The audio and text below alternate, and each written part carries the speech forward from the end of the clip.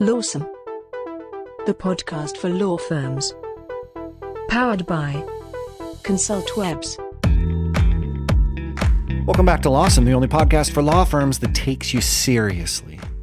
We're here to inform, educate, and entertain the legal community with the latest in legal marketing and law firm development. I'm Jake Sanders. He's Paul Julius. It's just all business today. Serious, man. Serious is as a very serious situation. That's how serious this is. So serious that we're just not even really going to say how serious it is, but it's on a scale of 1 to 10. I can't even tell you what it is. It's like a 20. It's like 23. Anyway, let's not put numbers on it. We actually headed into something that's really important. Tell people what's on the show today. Yeah, man. On the show today, this is serious. We're talking about search engine optimization. That's SEO to you hipsters. First, with an article from the mothership, consultwebs.com. And then we talk with Grant Brott, the Director of Production SEO at ConsultWebs, about what works, what doesn't, and what's going to be important for ranking your website in the very near future. And of course, we optimize our guests' responses to random queries with 5 questions we ask everyone. Pull up a plate. It's the Hot Takes Buffet. The article today is from consultwebs.com. It's entitled Paying for Law Firm SEO and Not Seeing Results? ? By who? It's written by Jake Sanders. That's scallywag of marketing. That guy is serious, let me tell you. You know what? But this is a great article because I got help. I got Grant, who we have on the show later, and one of our other SEO technical experts, Joel Morrison. I got them to outline the reasons why typically law firms struggle to see results with SEO. Because, of course, we're the best, sure, of course. But when it doesn't go right, what's happening? Because people may be even paying for it and not seeing the results. So I highlighted that because there is this worry about this acronym called SEO for lawyers who are hep to the marketing jive talk. They're wondering if they're doing it right, or am I paying enough, or do I really have to pay that much, or does it have to happen in 6 months, or what is this SEO stuff? So this is a great article that outlines all the technical problems or barriers that could happen with SEO, paying for it, trying to get your law firm to rank on the search engines. And I didn't just make it up. This is based on, 20 plus years of us working with law firms to create digital destinations that get them clients online. So, Paul, do you want to outline these items here? We sort of there's an itemized list, is what I'm trying to say. Yes, there is. And you know how I feel about those lists. Okay. We'll go through it real quick. Your budget is off. Competition is difficult. Past SEO work. So this could be stuff that was not done properly, or not done at all. Weak brand. We go into this later with Grant, so I'm not going to go into it too deep now, but Google looks at brand as a signal on its own, kind of. And that's as far as I'm going to go with it right here. Technical roadblocks. If you're not, not going to get too deep into it because Grant talks about it later, but things like site structure, how people navigate through your site. Do you have videos? How fast does it load? Things like that. Weak local signals. This whole article, we basically cover in the interview with Grant, but local's more important than ever. Near me is such a common search now that you need to get that lined up, and it does affect everything. And finally, backlinks. These are links that other sites have back to your site, typically to your blog. And these are signals for Google. These are it's looking for ways to validate your authority, and obviously having a link back from Forbes, or Newsweek or CNN or something like that.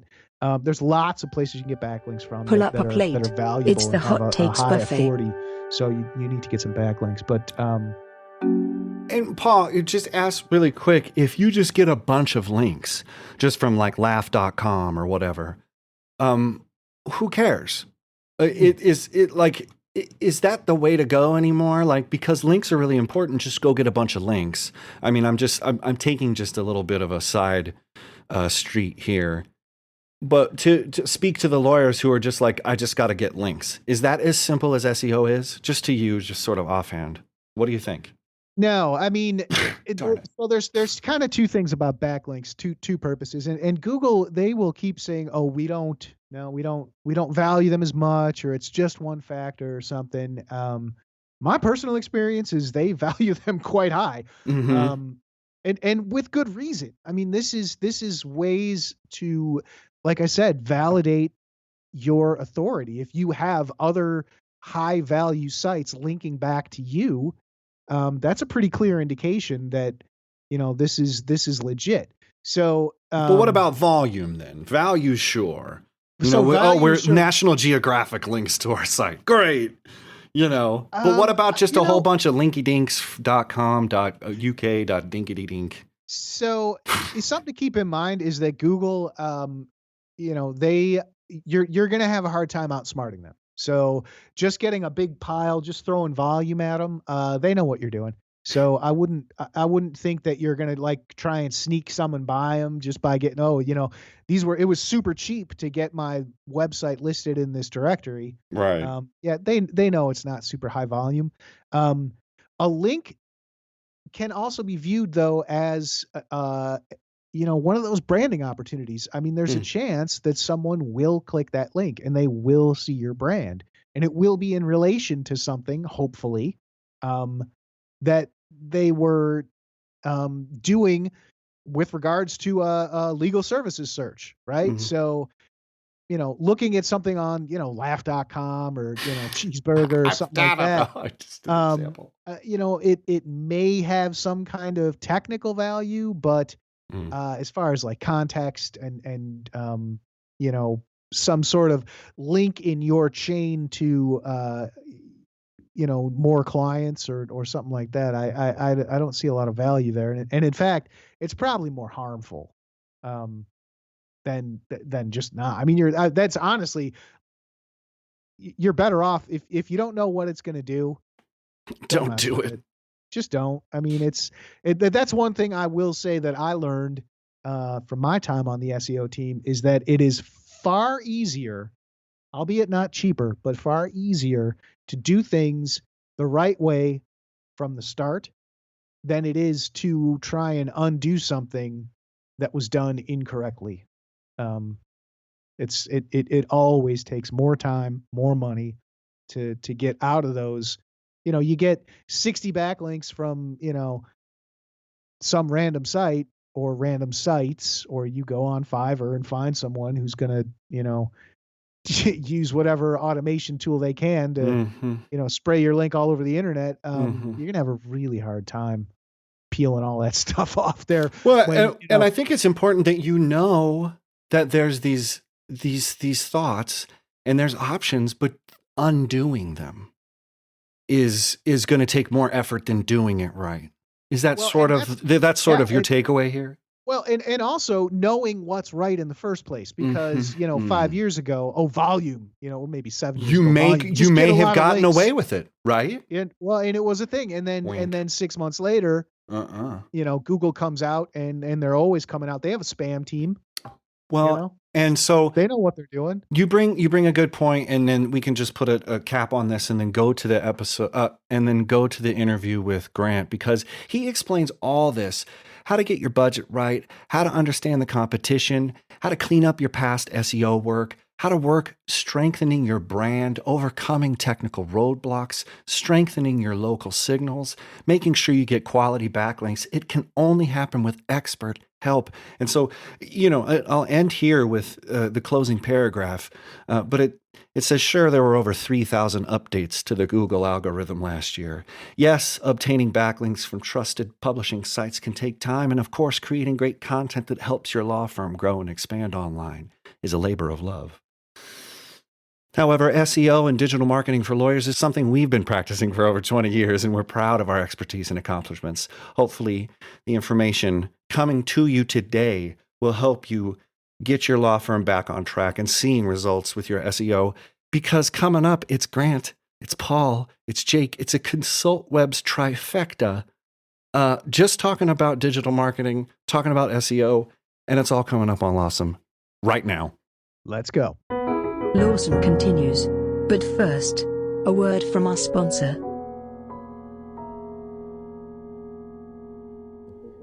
Any lawyer looking to grow their business online can generate more leads from their website by hiring ConsultWebs. After working with lawyers exclusively since 1999, we've tested thousands of web designs and marketing strategies, so we know what flips and what flops. For more information, visit www.consultwebs.com today.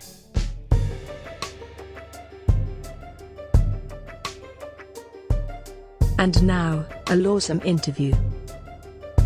As production SEO director at ConsultWebs, Grant Brott ensures client sites have proper SEO techniques applied to them prior to the launch. Grant analyzes on-page SEO, off-site SEO, local site architecture, site speed, user experience, and more to improve sites before launch, and also assists with guidelines and standards to keep sites up to date and reflective of changes within the industry. It sounds like a festival over there. Grant is a gamer, a Marine, a proud dad, and an all-around mensch. Grant, welcome to Lawsome. Thanks, Jake. Glad to be here. So I figure we should just start from the bottom up. Explain SEO to us like we're idiots, Grant. You know, what is this fancy pants acronym? What's it got to do with marketing a law firm? Okay. To break it down to the kindergarten style here. Do it. SEO is, it's really about helping users find what they're looking for. And a lot of it has to do with communicating with Google. So Google can understand what your website's about and show it when it's relevant to what a user is looking for. No, well, I didn't expect it to be that that easy. So, okay. So here's a law firm, and what are they saying? You know, my work, my quality of lawmanship will get me the business that I need, referrals. That's all I need. I don't need to mess with SEO. Now, what do you tell those persons? Well, they're leaving money on the table. If they're just relying on referrals and they're not pulling people in from organic traffic and paid and all the other things that are out there from a digital marketing standpoint, that it's money on the table. That's it. It's pretty simple, man. And just to be clear, when you're talking organic, when we're talking SEO, all this stuff, that's what it is, right? You can't pay for this. You can't just go buy your spot in Google. You can't, correct, optimize something weird. This is all about setting up signals so that Google understands and provides favorable listing to you for a particular topic, right? Correct. It's going to be the first listings in a Google search result or ads, and then usually you get your local results, which is, it's not organic, that's your local SEO, and then you get your organic results, which are kind of your 10 spots that are at the bottom of the page there before the next set of ads. So right. There's a lot to this. I mean, we've got kind of the sort of boilerplate explanation here, and I think anybody who does any kind of marketing or messes around on Google at all knows it ain't that easy. So, I mean, why is good SEO so difficult? I mean, don't people want to find, it should be easy, right? I'm a lawyer. I do PI. You should be able to find me, but it ain't like that, is it? So why is it so hard? You can kind of break it down to three things: experience, expectations, and time. It's not easy to talk to a machine. Google's basically a machine that's running an algorithm, and you have to give it information so it understands who you are, what you are, prove that you're experienced, have authority and trust. And so it's just not an easy thing. Expectations, today everybody wants stuff now, and telling Google and giving off all those signals to the different search engines of what your site's about getting the things on there to show that you're an authority in your field, that you have the experience, and that you can be trusted. It takes a lot of different things, a lot of pieces of the puzzle to come together to prove that. And then the other side of that is time. It's not something that can be done overnight. It's a long-term game plan. It's like growing a tree. You plant the seed, you water it, eventually it sprouts, eventually you get the trunk of the tree. SEO is the same way. You got to lay that strong foundation, you do all your data work and auditing to gather everything you need to do. You start laying that foundation, and then you start seeing improved rankings and visibility, and then it just kind of continues to grow from there. It doesn't happen immediately. Everybody wants stuff now, and that's just not how it works. And you could always pay to get to the top, right? I mean, you just said you can buy ads, you can pay for Google PPC and stuff like that. And there's even ads that show up in the local pack these days that you can get a hold of. You can run paid on social. Like you can get in there on the paid side, but you can also get in there if you go long-term free of charge. It's not free. You got to pay for the investment of getting the SEO done and all that stuff. But long-term, if you're going after one set of keywords with your paid, and then you get your organic visibility and start showing up for that, now you can go after something else with that money. Expand on that for a second, though. Why wouldn't I just pay?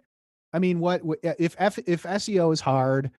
SEO is tough. I'll see the leads in 6 months. So why do I even mess with this stuff? Because the lawyer's already out the door. Again, it's money on the table. Yes, you can run paid, but also you do a search. How often do you just skip right past those ads and not trust or pay attention to them?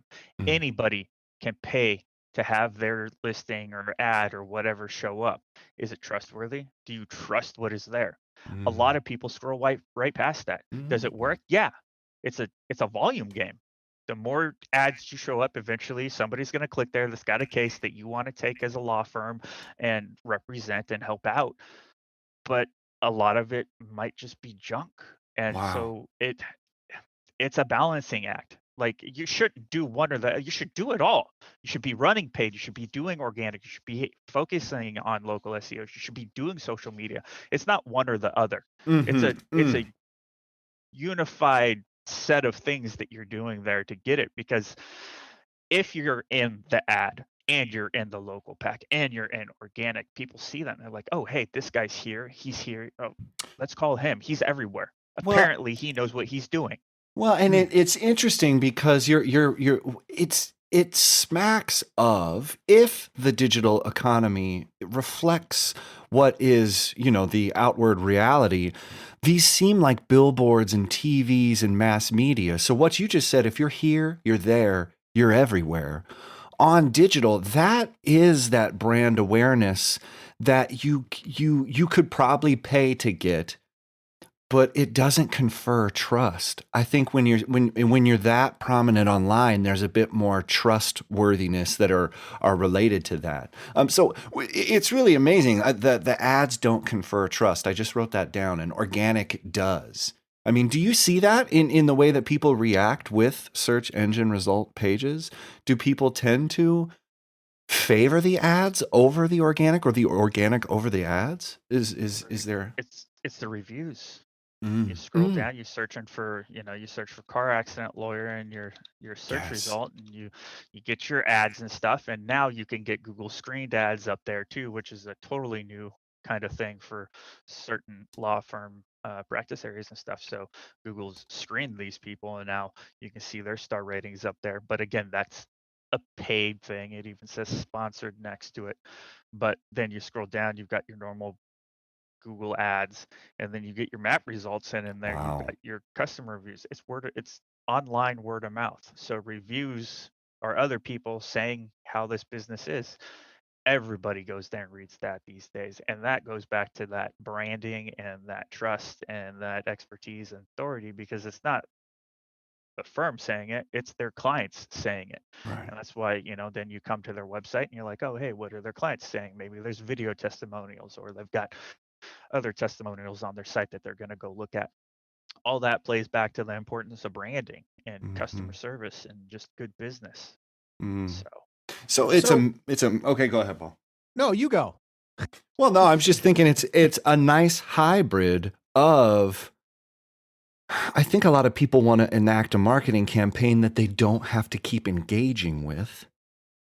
Just set it and forget it.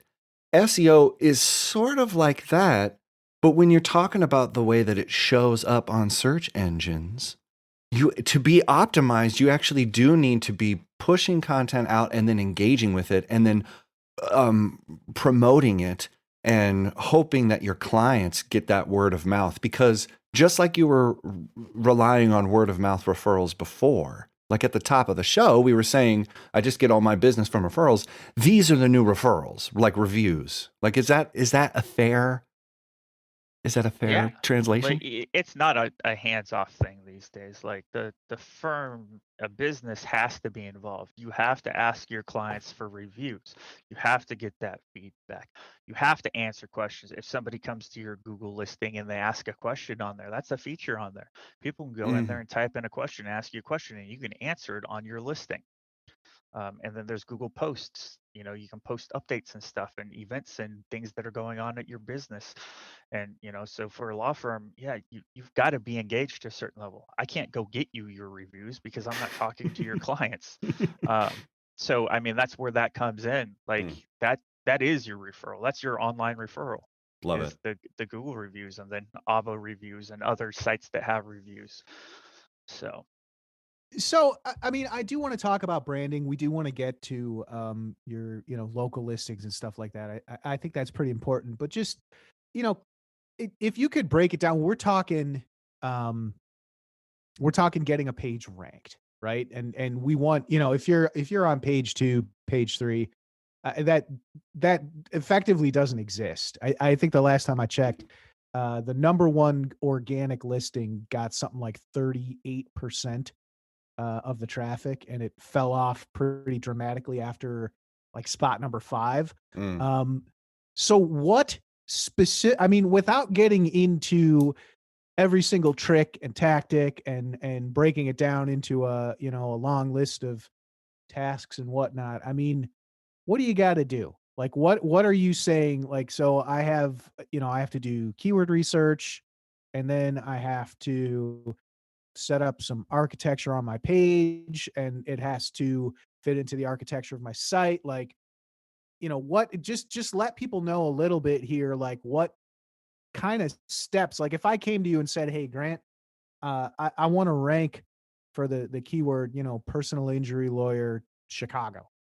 well, that's an awfully loaded question, buddy. Like a baked That's what we do here, potato. man. Like a baked potato. But that's the you thought in their head. That's the thought but- in their head. It's like, Yeah. what does it take? And really, the answer is content. Just make a bunch of content. Make a bunch of well, that's what content, everybody content. Is that yeah. what is that the Content answer? is a big piece of it, and content is a big piece of it because you have to have good content on the page. And when I say good content, it needs to be able to show relevance, expertise, authority. It needs to have connections to other related things. So your personal injury, but that could be tied into a brain injury or a burn injury, or that could even, car accidents are lumped under personal injury. So that could be tied into car accidents. And so other terms like personal injury claim, police report for the car accident, obtaining your medical records. These are all related things in the eyes of Google. There's connections in Google. Their knowledge graph has got connections to, hey, here's personal injury, but that's connected to car accidents. Car accidents is connected to this. And so you have to cover a wide variety of terminology and topics on a page for that to be able to rank to begin with. Wow. And usually you could look at, the top 3 to 5 results for a term like personal injury lawyer Chicago, and you can kind of see the competition and their content. A few years ago, it was easy just to write content for the search engine and rank, number 1. Now, Right. though, it's not so much like that's not how you want to do it. You want to speak to your user, and you want to work all that stuff in for the search engine while speaking to your user. And so you got to answer questions. It goes back to expertise, authority, and trust. Mm. Like you have to show that stuff in your content. Why do you want to hire this lawyer? Why can you trust this lawyer? What are the credentials and stuff? And so you've got to show a lot of stuff on that page. So yes, you need content. Right. But within that content, there are dozens and dozens of signals that we send. We might put badges on there for the different associations you're involved in. Might put a review for that practice area on there that links back over to the GMB listing. We might put a video on there that answers a frequently asked question. We're going to talk about the different types of compensation. We are going to have some kind of generic content on there that talks to types of accidents and types of injuries and stuff like that because it's relevant and related to it. I'm not looking for that, so I'm not going to feature that as the first thing on my page, but it ties into it. So I'm going to want some sort of coverage on that stuff on there because it's an SEO thing. You want to rank, you want to cover all the different topics. Well, if I'm in an accident and I break my arm, I could care less what type of accident or what type of injury I got. I already know. I experienced it firsthand. But how can a lawyer help me? What compensation can I get? Do I even have a claim? Or was I just an idiot? It's that FAQ. What is the person looking for? What are their questions? And the law firms know this stuff. We know this stuff. We've been doing it long enough. We know what clients are asking a lot of the times. But you always got to keep on top of that. What are they looking for, and can you answer it on that page? You have to answer what the user is looking for. And when you're talking about the way you answer the question, it sort of leads into the next question here about branding. You laid out this really amazing, the knowledge graph and how you have to kind of hit all these terms that are related to these central, ideas, and Google's looking for robust pages that have this stuff. But when you're talking about filling the page up, how important is it for a law firm to have a good control of their branding? In relation to SEO, is it important? Is it imperative? Does it help, hurt? What's the role of branding in regards to SEO for law firms? Google loves brand. So, I mean, with that, are you involved in the community? Are you doing events and sponsorships and helping out local nonprofits? And in doing so, are you getting links back from that helps show that to Google? Hey, we sponsored this event for, kids' child injury or something like that. We bought helmets for bicyclists or something like that. And there's a link back. That's a brand signal coming back. It's also a really strong SEO signal from where you're located. Are you, as an attorney, speaking at legal conferences and doing, maybe you volunteer and help, people out on one Saturday a month or something, and you go down and do a legal class or something like that for the general public or something. Like, what are you doing to help people in your community? That's all brand signal. But also, did you win a big case? Did you get covered in it? Was there mention of it on the local news, media, newspaper, something, radio? And if so, did they mention you by name? Can they link that back over? Like, Google sees this stuff. It's all signals. Google has its fingers in everything. So it's all brand signals. And I can't go do that. I can't go sponsor a local thing. I can't go speak at a legal conference for you. And that side of it, that branding side, is also, that's your expertise, that's your authority, and that helps to build trust in the eyes of Google and the user. Like, if you're not doing all that stuff, who is this guy? Why should I have this guy represent? Totally, yeah. So, what are you doing to show your brand and build your brand? That's all branding. Well, but you're talking about offline, online, and I think there's something about the humble brag of the lawyer say, well, I just do good work and I get my referrals. If you're already doing good work, just make sure somebody knows about it. Get a link. Exactly. Get a link back. And it's a really weird sort of central tenet of marketing that people don't get. Like, you have to get the link back. Get a mention, drop a line. put your business card in the fish bowl. I don't know. Maybe that doesn't work. But you know what I'm saying? That doesn't seem greasy because you're already doing it. If you're doing offline stuff that feels good, just get a good link and you're almost done. And it takes sort of the greasiness out of it. Well, I don't want to, promote myself. I don't want to be gregarious or whatever. Do you know what I mean? It seems like you just hit on something that like, okay, go ahead, be good offline, get a good link online, right? You have to. I mean, the second most visited page on a law firm website is their attorney bios. Like, totally. I want to know who is going to represent me. Who am I working with? Can I trust this guy? What's he do? Does he do good? Or is he just some guy that practices law and I don't know anything about? Like, does he have a family? Like, who is he? I want to make that emotional connection with who's going to represent me, because like a family lawyer, if I'm about to contact you because I'm trying to keep custody of my kid and I'm about to get into some really emotional, deep stuff, I want to know that I can trust and relate to you. Do you have kids? Like, that stuff's big. So and that's weird. not, I mean, that's not even branding. That's just like showing who you are. But at the same time, do you do things to help the community and stuff? So. I think that is branding, and it's interesting you say that about family law. We talked to several family lawyers, and Amber James from New Beginnings said that because family lawyers, they don't do free consults. So she said basically by the time her clients decided to hire her, they had a pretty good idea of who she was, and I think that stuff all makes a difference. So particularly like you talk about reviews and local listings. Let's talk about that for a minute. Is this just going to be part of your overall SEO strategy, or is, Google My Business and those local spots like a different branch of witchcraft? It is different from the organic results. Okay. It's primarily based on your GMB, like the Google My Business listing. Reviews play a big part of it. Unfortunately, your business name even plays a part in it these days.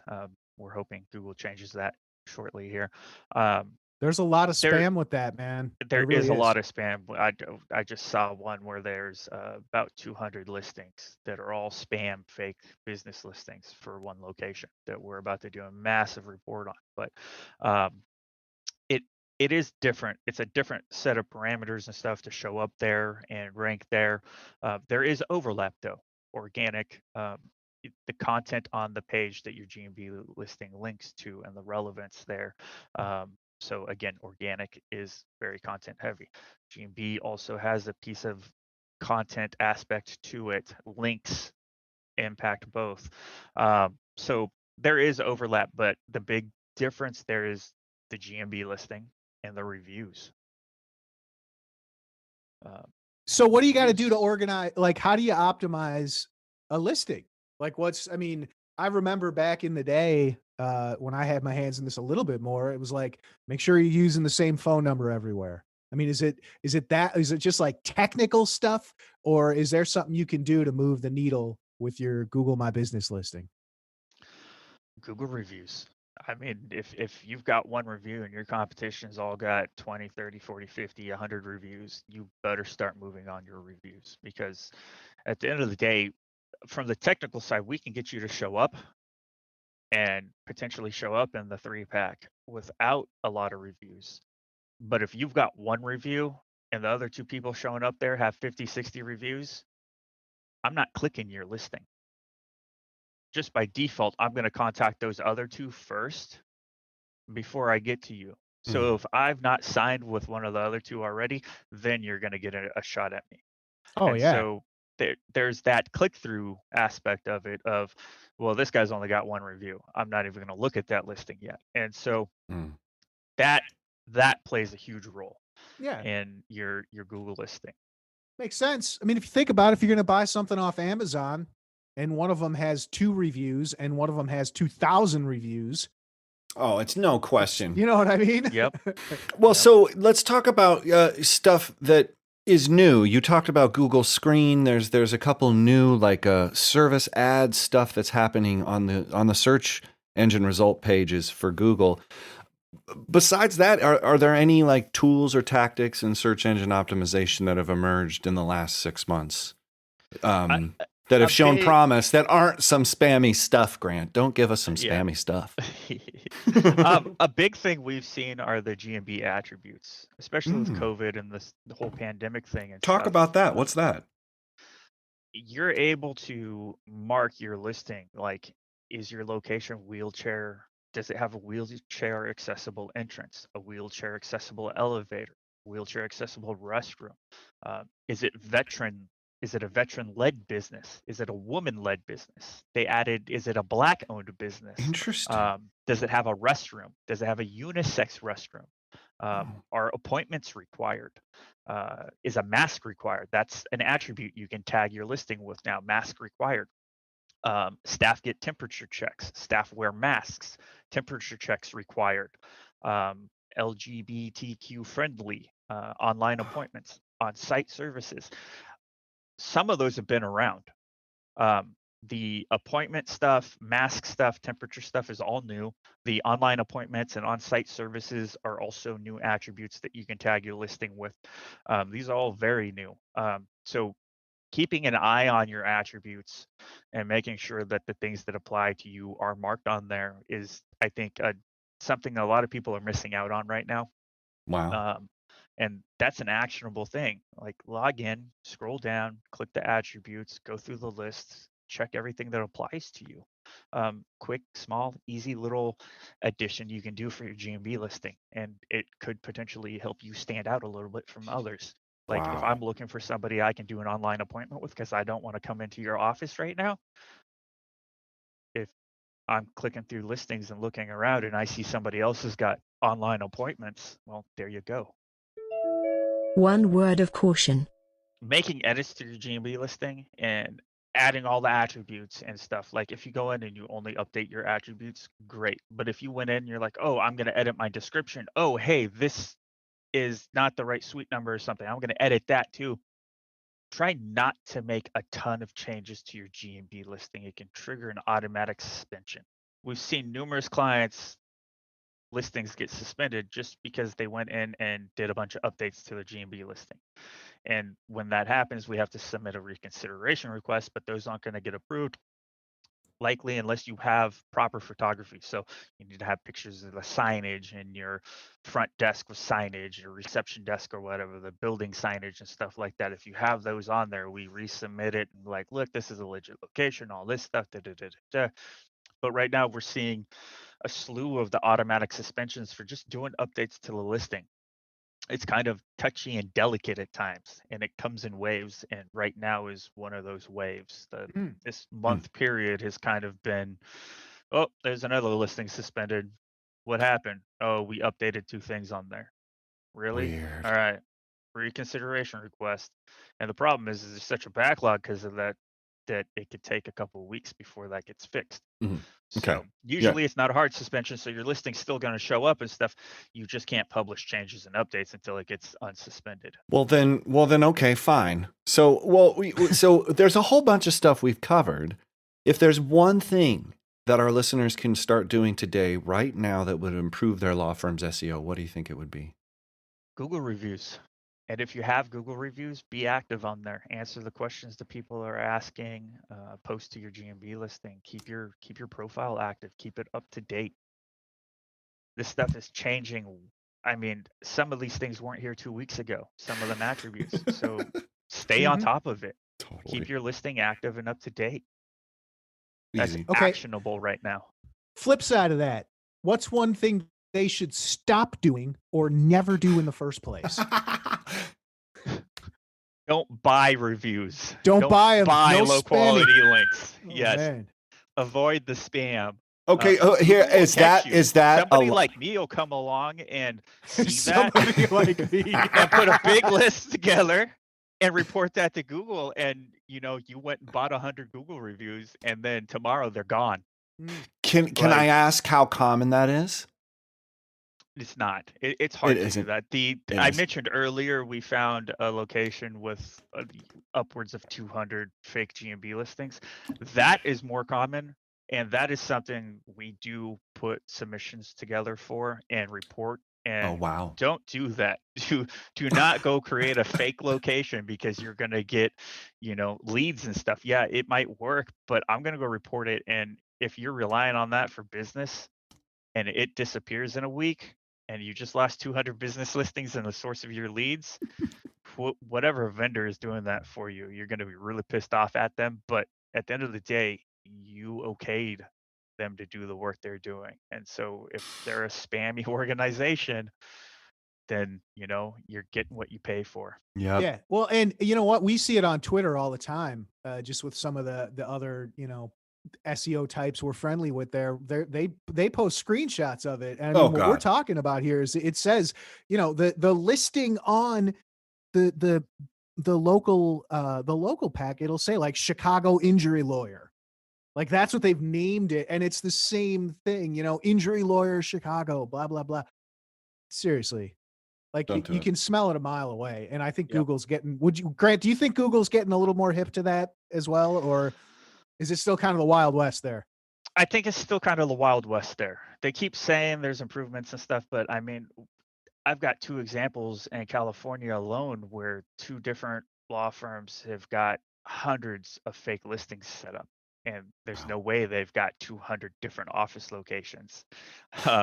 So we're coming for you. Yeah, exactly. We're gonna submit a submission report to Google with hundreds of listings. We're gonna pull all the data together. We're gonna show screenshots. We're gonna give the URLs to all of them. We're gonna show that they're fake. We're gonna show that they all point back to one firm. And if you call all the numbers, they all ring through to one location, one office that's legitimate. Ooh. And they're gonna go away. Like that, it is what it is. Like, don't do it. Yeah. And you may have some issues with the state bar there as well. I'm pretty sure that's. Yeah. Like I could report that to the state bar, but then now I've got to get involved with the bar, and we've got my name goes on right. Like, I can report it to Google. Let Google just take all your listings down and be done with it. Like you're gonna be pissed off. You're gonna lose all your leads, and then don't do it. Solid advice. So if people want to learn more about SEO for their law firms, or you want to get in touch with you, Grant, where can they find you? On our ConsultWebs website. My bio's there. There's contact information on there. So consultwebs.com. 5 questions we ask everyone. What was the last book you read? Meetings. Effective meetings or something. No fail meetings. That's right. It. And it had a deep impact on your life. Clearly. Okay. Number 2. What is your favorite place? Oh, favorite place. Tahoe. Nice. Number 3. Oh, this is going to be a good one for you. What sites, blogs, newsletters, or podcasts do you regularly check in with?